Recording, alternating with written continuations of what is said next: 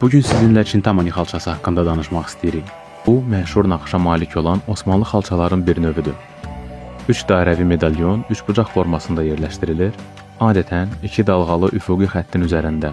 Bu sadə, lakin güclü ornament firavanlığı, qüvvəti və müdafiəni simvolizə edir və tez-tez xalçanın bütün sahəsində təkrar olunurdu.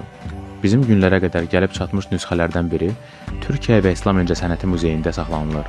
Çintamani motivi Hindistan və Mərkəzi Asiyadan gəlir və sanskrit dilində arzuları gerçəkləşdirən qiymətli daş mənasını verirdi. Əvvəlcə Teymurilər, sonra isə 15-16-cı əsrlərdə Osmanlılar tərəfindən mənimsənilərək o, hökmdar hakimiyyətinin simvoluna çevrilmiş pələngin zolaqları və bəbirin ləkələri kimi şərh olunmuşdu. Bu naxışlı xalçalar əsasən Qərbi Anadoluda saraylar, məscidlər və nüfuzlu hədiyyələr üçün toxunurdu.